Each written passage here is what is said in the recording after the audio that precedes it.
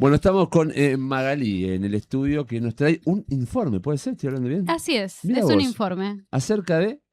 Acerca de una tragedia que lamentablemente recorrió las redes sociales durante todo el domingo, y vamos a seguir viendo imágenes seguramente los próximos días, porque ocurrió algo medio fuera de lo común. Uno escuchó primero un accidente de aviones, después no eran aviones, eran helicópteros.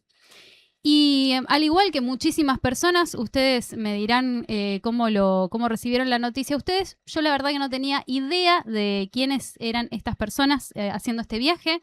No tenía idea de cómo es posible que dos helicópteros se enfrenten y termine en una explosión. Había sido que los helicópteros para hacer pequeños viajes en Brasil es más común de lo que sabíamos, ¿no? La gente Sí, que de viajaba. hecho, en Río de Janeiro aumentó en el último año un 30% la cantidad de helicópteros que hay a raíz de todo esto que sucedió. Se escuchaba eso, de cómo en el último tiempo creo que es la cuarta ciudad del mundo con mayor cantidad de helicópteros Ajá. registrados, Río de Mira. Janeiro.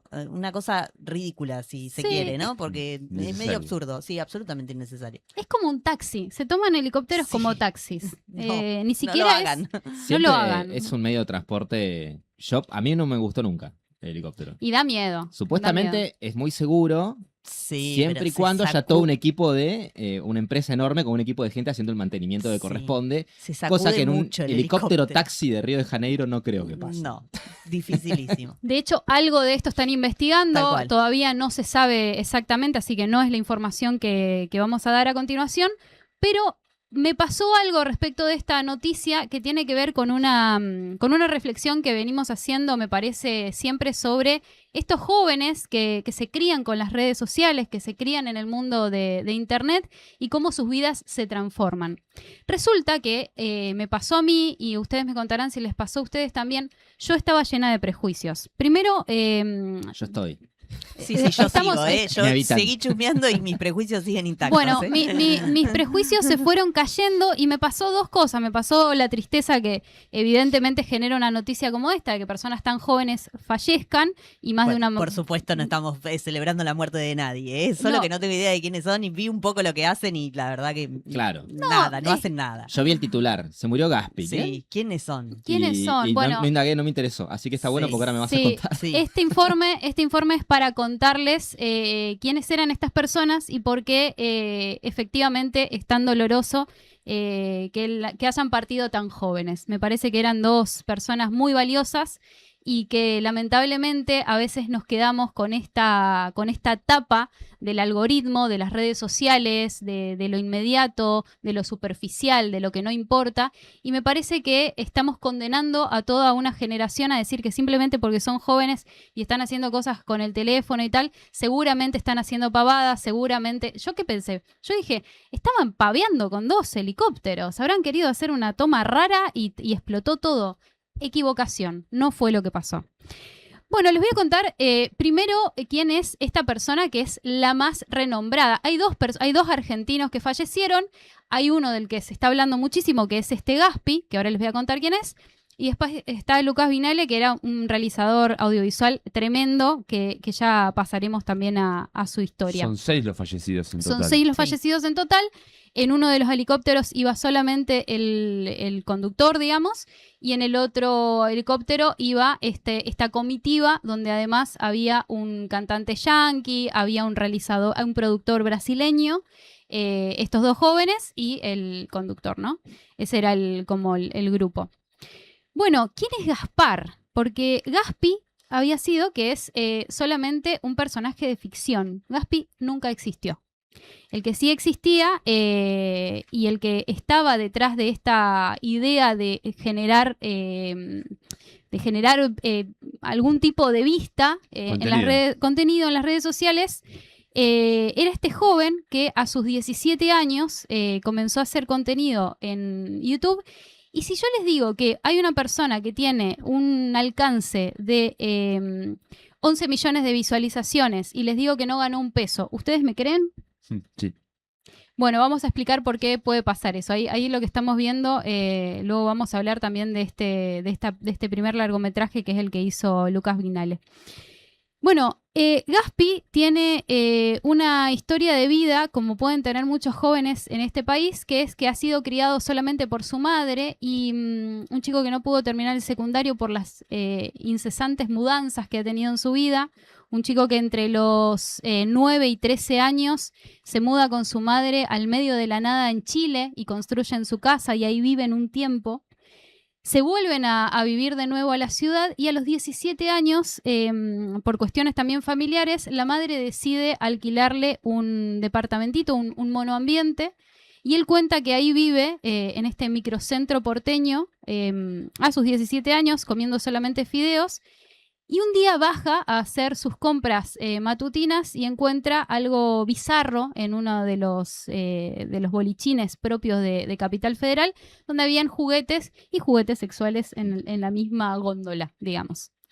Un chico muy sensible, muy artista y con este genio raro que tienen los jóvenes a veces, comienza a hacer videos que se empiezan a viralizar de una forma impresionante desde el primer momento en la calle.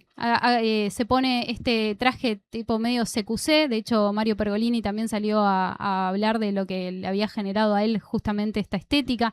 Él habla de la estética noventista que utilizó para hacer estas entrevistas y se convierte en alguien gracioso. A mí la verdad es que, como a muchas personas le pudo haber pasado, no generaba gracia a mi generación, pero el tipo tenía un alcance increíble. Sus videos a veces duraban solamente un día, porque la plataforma se lo bajaba por restricciones, digamos. Así que lo volvía a subir y volvía a tener un enorme alcance.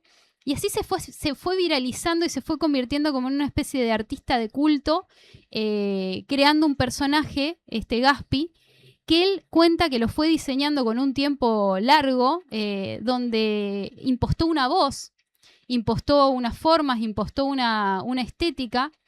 Y lo loco es que durante años este pibe no lo conocíamos. Conocíamos el personaje Gaspi, pero el verdadero Gaspar se presenta después de algunos años. Él comenzó, imagínense, 17 años haciendo estos videos, como puede cualquier adolescente hacer sus videos graciosos, donde lo único que hacía era publicarlo y hacerse viral inmediatamente, pero no se le conocía la voz. Él esperó algunos años para dar sus primeras entrevistas y de hecho hay muy pocas entrevistas para lo que es el alcance que tiene el pibe, donde podemos escuchar su historia. Cuando él comienza a crecer en este personaje, le pasa lo que a muchos jóvenes les pasa respecto de las redes sociales, que fue que el personaje se lo come a él. Entonces, quiero leerles este pequeño textito que él en algún momento sube, y es lo que a mí me da la pauta de algo que pueden estar viviendo muchos jóvenes a partir de las redes sociales, y por eso me parecía tan importante que lo podamos reflexionar, ¿no? Él dice, hoy cumplo 22 años, imagínense 22 años, nada más, y les escribí algo. Esta vez les habla Gaspar, no Gaspi, el personaje que ustedes conocen. Mi mayor recurso de expresión y de llegada a la gente desde que arranqué a hacer videos. Gaspi es un personaje que creé a los 17 años divirtiéndome como un juego. Me divertía la idea de crear un producto diferente, llamativo, con su impronta y sobre todo personalidad. Como cualquier personaje de ficción. A través de él logré llegarle a mucha gente, con errores, creciendo y madurando de por medio. Imagínense, hoy tengo 22 años. Ya no me causa gracia lo mismo que antes. Crecí y es lindo crecer. De eso se trata la vida. Ustedes no saben el tiempo de mi vida que le dediqué a esto, queriendo abandonarlo tantísimas veces. Es difícil mantener un personaje tanto tiempo siendo tan joven y estando tan expuesto. La exposición es jodida. Te das cuenta ahora. Cuando arranqué era muy chico y parecía un juego. Pero ¿cómo va a ser sano mostrarse ante millones de personas a diario de una forma que no sos? No me siento el centro del mundo para nada, pero realmente tengo un público muy grande y quiero contarles que estos últimos 2 años la pasé bastante mal económicamente y mentalmente. La exposición me comió la cabeza. Estuve muy desmotivado, triste y vivía saliendo de fiesta para tapar lo que sentía. todo el mundo me saludaba, pero le soy sincero, nunca me sentí tan vacío en mi vida. En mi último video actué de Gaspi para contar algo personal, un relato metafórico sobre mis últimos 2 años. La idea era transmitirlo de manera divertida pero sincera a través de un cortometraje. Decidí hacerlo porque siempre me apasionó el cine, a pesar de las dudas, me lancé a producirlo. No me considero ni buen director, ni actor, ni nada. Estoy aprendiendo y confiando en mi intuición. Lo come un personaje, lo come la idea del hacerse viral, y él decide desaparecer durante 2 años. Hasta este momento sabemos que hay un personaje de ficción totalmente que aparece en las redes sociales, que tiene millones de vistas, que no genera un peso, que él lo hace simplemente metiéndose en los lugares más turbios de Capital Federal, con personas de la calle, haciendo algo rarísimo, bizarro, totalmente de incómodo. Y cae en los vicios, y cae en la depresión, y cae en cosas muy complejas. Y ahí es cuando su vida da un giro. Lo contactan desde España, lo contacta un otro influencer muy, muy reconocido, que es parte de este mundo joven, digamos, al que muchas veces nosotros no llegamos, y se empieza a preparar para el boxeo. Él dice, voy a ir porque me van a pagar, ¿no? Y él en este momento está sin un mango y dice, bueno, me parece buena idea, y se empieza a preparar. Toda la parte donde él se empieza a entrenar, deja de fumar. Este es un chico que en una entrevista, por ejemplo, lo ves todo el tiempo necesitando un cigarrillo desesperadamente, y pasa de eso a un entrenamiento totalmente riguroso que le lleva un tiempo largo. Después de eso también hace un documental y va a competir, y se arma una transformación en él, donde además de esto, de salir de la mala vida y de entrenarse físicamente, trata de desprenderse justamente de Gaspi y comenzar a ser Gaspar, y comenzar a ser un realizador audiovisual. Lo convoca Ibai para lo que es las veladas, Ahí va. esas peleas que surgen en España, que ahora las repiten acá en Argentina a través de Párense de Manos, que yo lo he hecho en varias ediciones acá en Argentina, pero allá en España es un clásico de Ibai, pelean muchos influencers, deportistas, periodistas. De hecho, ahora a mitad de año y un par de argentinos van a estar ahí compitiendo también. Así es. Bueno, ¿quién es la otra persona que fallece y que en algún momento, no pude encontrar bien cuándo fue que se conocieron ellos, pero en algún momento Gaspar conoce a Lucas Vignale, que en el momento de su fallecimiento tenía 28 años, nació en 1997. Un pibe, otro pibe que evidentemente era un distinto, ¿no? Les voy a contar algunas de las cosas que hizo, y es el que va a empezar a convertir ahí están juntos, el que va a comenzar a convertir a Gaspar justamente en este realizador audiovisual y en este actor que era en definitiva lo que él siempre había soñado, ¿no? ¿Quién era Lucas Vignale? Es un pibe que en febrero estrenó su primer largometraje, El tren fluvial. Esto fue hace poco, en febrero de este año. Lo co-dirigió con Lorenzo Ferro, que es el chico, no sé si se acuerdan. Lalo Ferro, sí. Sí, el que hizo el ángel. Sí, de Robledo Puch. De Robledo Claro. Puch. Es el hijo del actor, sí, el Ferro, no me acuerdo el nombre del chabón, Sí. pero es conocidísimo también. ¿Es el hijo de...? Sí, es el hijo. Ah, mira, no sabía. Es un chico que estudió en la FUC, Lucas estudió en la FUC, Universidad del Cine, y estuvo produciendo videoclips para J Balvin, Nati Peluso, Trueno, Nicki Nicole, Bizarrap. Era un pibe que estaba en las grandes ligas, digamos, del mundo audiovisual.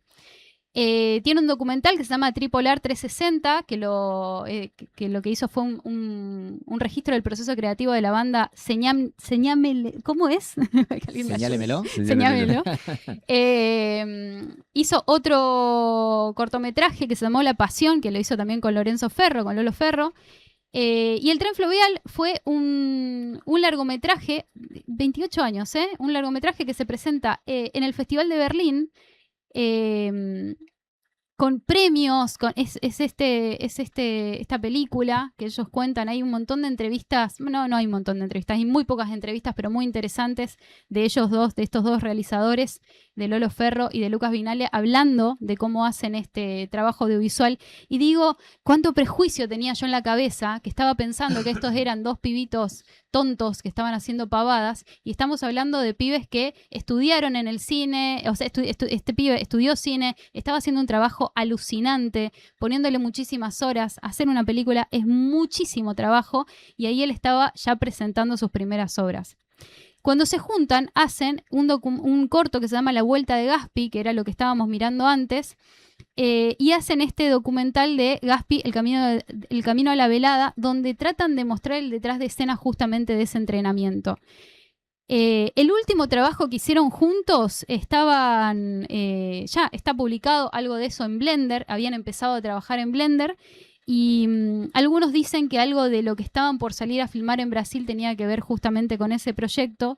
Así que me encontré con dos pibes muy jóvenes, 23 años y 28 años, con un sueño como lo hemos tenido todos a esa edad, de hacer cosas grandes, de hacer cosas interesantes. Y en lo personal me pasó que, a pesar de la parte triste, me abrieron una grieta de esperanza respecto de que probablemente deben haber un montón de pibes en este momento peleando por hacer trabajos audiovisuales complejos, profundos, y que tienen el problema de justamente esto de que el algoritmo le pide la pavadita. Y esto es lo que sale a hablar en algunas entrevistas, Gaspar, cuando dice, mirá, yo utilicé este camino de alguna forma también, en algún momento, porque yo necesitaba que me vean. ¿Cuántos pibes deben estar, no saliendo a hacer la pavadita, pero deben estar haciendo cosas interesantes? Y el algoritmo los censura. Así que nada, me conmocionó un montón la historia de estos dos chicos. No eran dos taraditos, no estaban haciendo pavaditas, estaban haciendo un trabajo audiovisual tremendo. Este pibe es un pibe que se crió sin padre, con una madre que le puso todos los ovarios que pudo para sacarlo adelante, que probablemente debe estar pasando el peor momento de su vida, porque encima ahora tienen que hacer un montón de investigaciones en Brasil. Es muy caro traerlos. Está ayudando en este momento justamente, se me va el nombre de este influencer español que también, el Rubius, Rubius, que es una eminencia dentro del mundo de YouTube. Gaspar lo termina conociendo, se hacen muy amigos, y él ahora está ayudando económicamente para poder traerlos acá. Y me quedó esto dando vueltas en la cabeza de, vamos a tener que hacer un trabajo también como sociedad de dejar de condenar a los pibes simplemente por ser pibes, simplemente por no entender quizá lo que están haciendo en redes sociales, simplemente por no entender el lenguaje que muchas veces están manejando. Yo estoy camino a los 40 y la verdad es que no entiendo un montón de los chistes que están haciendo. Yo ya soy otra generación, pero digo, ¿cuántos de estos chicos están hoy huérfanos, inclusive, de tener referentes? ¿No? Porque hace poco se nos murió el indio, y la grieta que tenemos todos en el corazón hasta el día de hoy es alucinante, porque el indio fue esos artistas que nos transformaron la vida. Estos pibes, ¿a quiénes tienen? ¿Quiénes son sus referentes? Bueno, resulta que sus referentes a veces son los mismos que los nuestros, porque estamos todavía dejándolos en un lugar de orfandad. Así que bueno, apoyar a esta juventud que está intentando sobrevivir en un mundo que le puso un teléfono en la mano, y entender que a veces la realidad es mucho más compleja de lo que podemos llegar a entender simplemente scrolleando el teléfono. Yo también lo que rescato es cómo se bancan entre ellos. Los mismos influencers se comparten generación, lejos de chocar, de alguna que otra diferencia debe haber, pero lo que noté, más allá de que siempre cuando fallece alguien enseguida salen comentarios buenos, cómo se ven a bancarlo los mismos influencers, recordándolo de la mejor manera, pero de por sí siempre se ve esa camaradería. Y se asisten también, ¿no? Es como el featuring, digamos. Cuando hay un influencer que empieza a picar en punta, lo contactan otros influencers que ya tienen el público y lo exhiben y lo muestran a su público, en vez de competir. Eso es interesante siempre. Sí, inclusive a veces se contamina ese espacio que empieza a aparecer, por ejemplo, en el mundo de los streaming grandes, ¿no? Que se empiezan como a poner un poco el palo en la rueda, pero a priori lo que pasaba justamente era esto, ¿no? La colaboración y no la competencia. Sí. que eso nos han enseñado. Así que me veo en este momento de mi vida empezando a entender que tengo que aprender también de pibes que son más chicos que yo, Sí. que tienen Igual, otra idea en la cabeza. me parece interesante esto que decís vos. No eran pibes que estaban haciendo pavadas. Exacto. Y en un punto sí. Porque el algoritmo los obliga a hacer pavadas, ¿no? Viene por ahí la cuestión. En un punto sí Sí. eran, porque se puede hacer las dos cosas. O sea, tenían sueños, tenían proyectos, tenían ambiciones mucho más profundas, pero estaban condenados a hacer pavadas, ¿no? Estaban condenados a hacer pavadas, pero habían logrado, después de sí. hacer la pavada, empezar a hacer Claro. proyectos más profundos, porque la Pero- película esta que sacan estos chicos es una película que la podría haber hecho un tipo de, no sé, tema es 60 que por años uno- hiper experimentado. Por uno que logra salir de ahí, hay 200.000 que no. Mm. Y que están condenados a alimentar con la pavada del algoritmo, ¿no? Y lo difícil es transitar el camino, muchas veces, de llegar a cumplir tus sueños, sin recurrir a la pavada, ¿no? Hoy tenés un mundo que te invisibiliza si no recurrís a eso. Y la verdad es que es muy feo y complicado, ¿no? Los que realmente nunca negocian y nunca transan con meterse a hacer lo que el algoritmo les pide, son los que mueren invisibilizados. Ujú. Y los que se Totalmente, quedan sí, ahí totalmente. en el medio del camino. Magali, gracias. No, gracias a ustedes por el espacio. No, Me parecía, la verdad que me... Qué linda está la radio. Qué linda está la radio, hace mucho que no venía. Me pareció interesante poder empezar a pensar en los jóvenes. Ustedes saben que los viernes estamos charlando un poquito con los chicos que son del secundario de Mar Chiquita. Estamos intentando entender, conocer a los chicos que vienen con otras ideas, con este manejo de la tecnología mucho más avanzado del que podemos tener nosotros hoy. Y bueno, lamentable tragedia, porque fue simplemente eso, una tragedia, pero la necesidad de que no nos quedemos con la parte superficial de las noticias y podamos entender efectivamente quiénes fueron estos protagonistas en este caso.